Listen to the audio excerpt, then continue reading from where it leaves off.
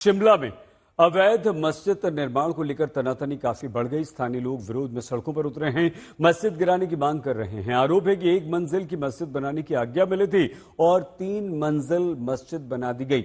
मामला अदालत में भी चला गया, लेकिन स्थानीय लोगों का गुस्सा लगातार बढ़ रहा है। जिस तरीके से क्योंकि 190 के करीब रजिस्टर्ड। तो शिमला में मस्जिद को गिराने की मांग को लेकर हिंदू संगठन और स्थानीय लोग लगातार प्रदर्शन कर रहे हैं।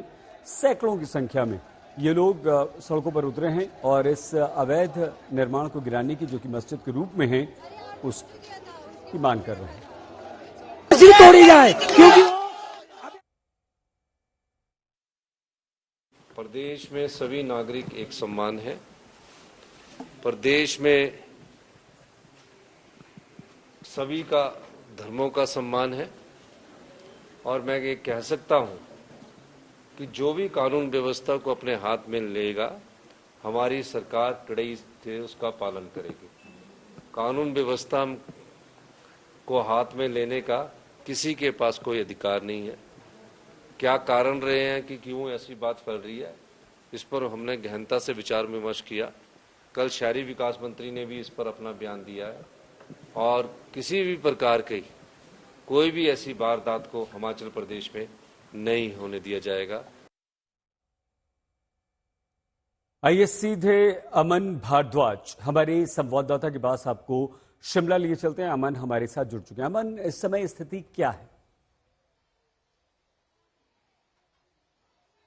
देखिए, प्रदर्शन हुआ था। प्रदर्शन के बाद स्थिति नियंत्रण में है। 2 दिन का अल्टीमेटम जो हिंदू संगठन प्रदर्शन कर रहे हैं उनकी ओर से सरकार को दिया गया है कि मस्जिद को डिमोलिश किया जाए। लेकिन दूसरी तस्वीर बेहद, अब देखिए, सही खास है क्योंकि जहां मस्जिद है मैं उस जगह मौजूद हूं। यहां पर रहने वाले लोगों ने अपने घरों के बाहर या तो कुंडी लगाई हुई है या ताले लगाए हुए हैं और यहां पर भी इसी तनाव यहां पर भी है कि कोई ऐसी स्थिति ना हो जिस कारण कोई विवाद बढ़े या एक सहम इस माहौल में जरूर है जहां पर ये मस्जिद मौजूद है।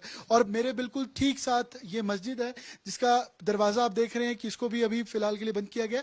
और जो यहाँ पर मौलवी हैं पिछले 22 साल से, शहजाद इमाम इनका नाम है। शहजाद जी, आपके नजरिए से क्या है ये पूरा विवाद है क्या, और इलीगल कंस्ट्रक्शन क्या है? क्या ये जमीन हिमाचल सरकार की है? पूरे इस विवाद पर आप क्या कहेंगे? आपका क्या कहना है? जो ये जमीन है असल में ये तो वक्फ बोर्ड की ही जमीन है। ये मस्जिद पुरानी है, 1947 से पहले की मस्जिद है। क्योंकि इसकी जब इसको डेमोलाइज किया गया मस्जिद को मसलन, तो उसके बाद बहुत मोटी मोटी दीवारें थी इसकी। जितनी जगह थी मस्जिद की उतनी में ही मस्जिद बनी है।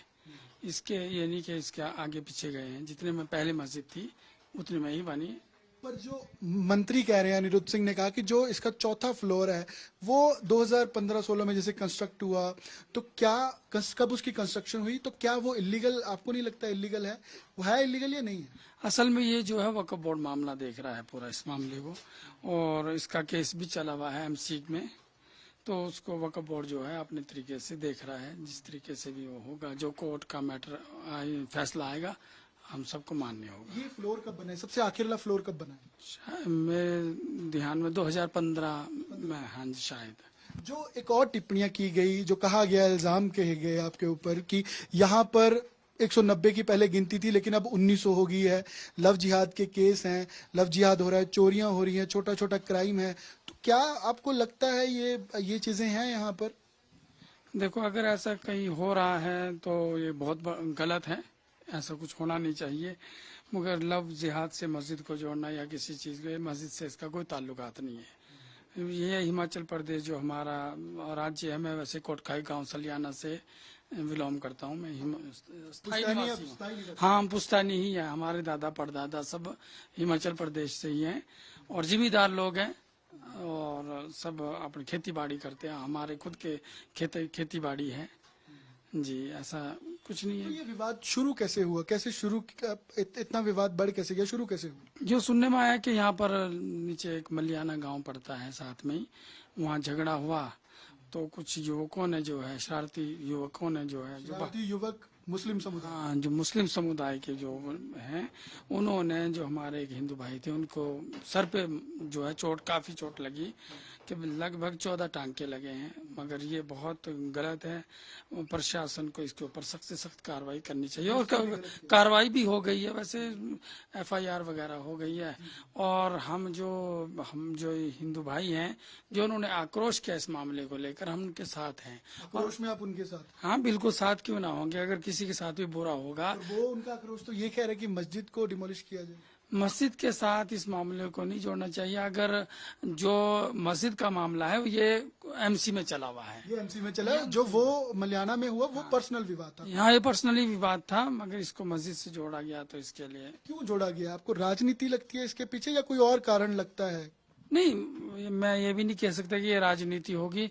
बस ये है कि जो ये हुआ है बहुत गलत हुआ और ऐसा नहीं होना चाहिए। हमारा पीसफुल हिमाचल प्रदेश है और अगर कोई शरारती तत्व ऐसा करता है उसके ऊपर सख्त से सख्त कार्रवाई होनी चाहिए। अमन, सबसे बड़ा विधानसभा में जो मंत्री अनिरुद्ध की तरफ से कहा गया कि बांग्लादेश और रोहिंग्या।